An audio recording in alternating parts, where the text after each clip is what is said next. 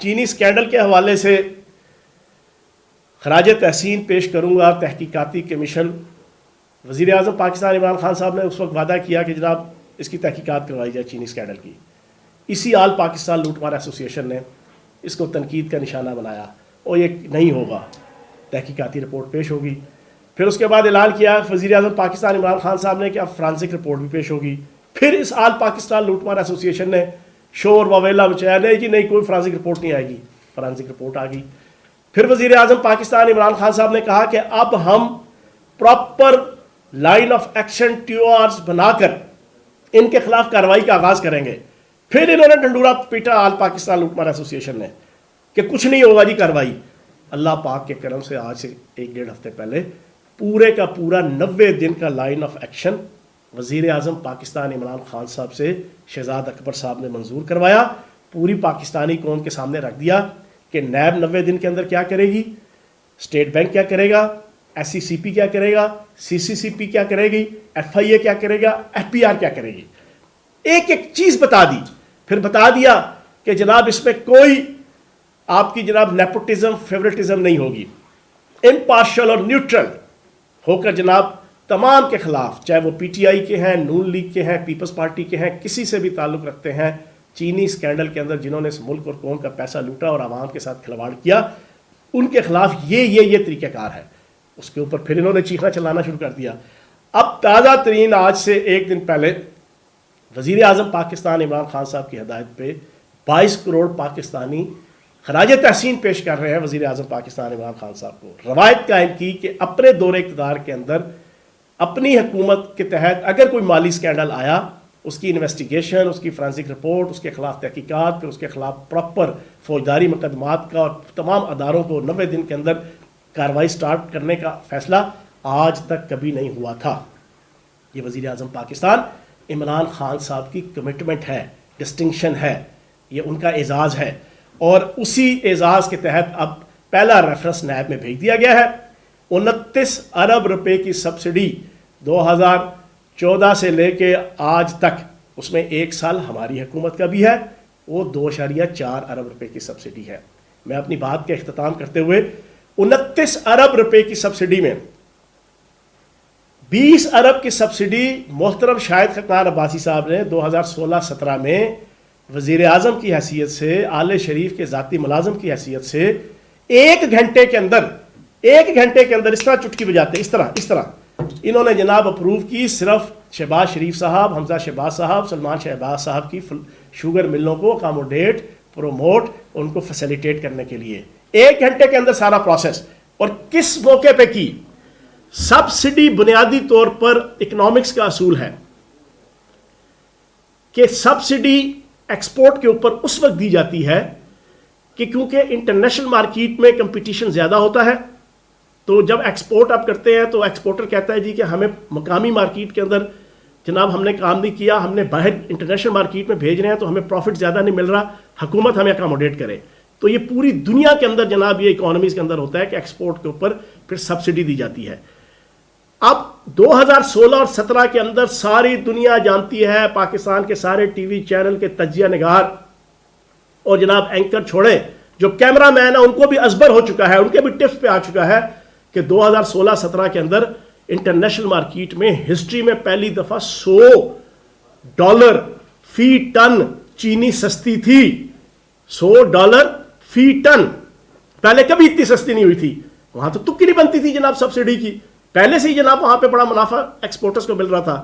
لیکن پاکستان کی ہسٹری کی سب سے زیادہ سبسڈی محترم شاہد خاقان عباسی صاحب, جن کی چیخیں اس وقت مریخ تک سنائی دے رہی ہیں, وجہ بھی اس کی یہی ہے, انہوں نے اپنے آقاؤں کو اور آل شریف کو حلوائی کی دکان پہ نانا جی کی فاتحہ کے مزداق ماحول بنا کے اور پنجاب کے اور پاکستان کے خزانے کو رام رام سپنا پرایا مال اپنا اور چھکو چھک گنیریاں ادیاں میریاں تھے, باقی ادیاں بھی میریاں کے مزداق, انہوں نے جناب 20 ارب روپے کی سبسڈی دی تھی اس وقت کہ جب $100 ٹن جناب آپ کی چینی سستی تھی. ان سے یہ بھی پوچھ پڑتیت ہوگی. پھر ایک چیز آخری, پنجاب کے اندر 2018-19 کے اندر 3 ارب روپے کی سبسڈی اس 29 میں سے فیصلہ ہوا جو پچھلے 6 سال سے روایت قائم چلی آ رہی تھی، لیکن وہ کس موقع پہ ہوا؟ ٹھوکر نیاز بیگ کے اوپر دسمبر کے مہینے میں پورے پنجاب سے گنے کے کاشتکار دھرنا دے کے بیٹھ گئے. انہوں نے کہا جی کہ تمام شوگر ملوں کے اندر شوگر کا سٹاک بے تحاشا پڑا ہوا ہے اور انہوں نے ہم سے ہماری فصل لینے سے انکار کر دیا ہے. تو جناب کوئی ایسا میکینزم کیا جائے کہ ان کی یہ شوگر کا سٹاک وہ ریلیز ہو اور یہ ہمارے سے ہماری جو تازہ جناب گنے کی ہماری فصل تیار ہے وہ تاکہ یہ خرید سکیں اور ہمارے گھر کے چولہے اور ہمارے بیوی بچے اور ہمارا روزگار اور ہمارے معاملات چل سکیں. یہ مطالبہ تھا اور یہ ساری دنیا جانتی ہے، یہ میری طرف سے بنا ہوا گھڑا ہوا کوئی کسی قسم کا جانا یہ کوئی جسٹیفیکیشن یا کوئی آرگومنٹ نہیں ہے. اس موقع پہ ایک روایت قائم تھی، ای سی سی کی طرف سے ایکسپورٹ کی اجازت تھی، تو صرف اس سٹاک کو نکالنے کے لیے کہ یہ ایکسپورٹ کریں اور ایکسپورٹ کر کے زر مبادلہ بھی آئے. اور اس وقت پوری پاکستان کے اندر اس آل پاکستان لوٹ مار ایسوسی ایشن کے جو آخری 10 سال گزر چکے تھے اس کی وجہ سے زر مبادلہ کی بھی کمی تھی، ڈالرز کی بھی کمی تھی اور پنجاب اور پاکستان کی ریاست کو ڈالر کی اشد ضرورت تھی.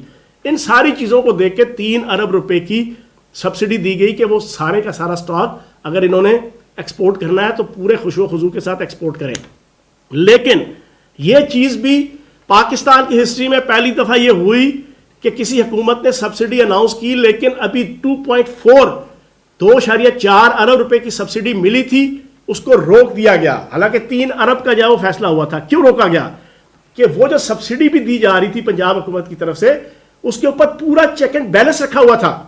پنجاب حکومت نے، محکمہ خوراک نے، پنجاب حکومت کے تمام ڈپارٹمنٹس نے کہ کیا واقعتاً یہ سبسڈی ایکسپورٹ کر کے ہی لی جا رہی ہے کہ مقامی مارکیٹ کے اندر ہی ہیرا پھیری کر کے جناب انہوں نے اتھوی تے پلتھوی کے مزداق یہ جناب ایکسپورٹ کے نام پہ یہ فائدہ تو نہیں لے رہے.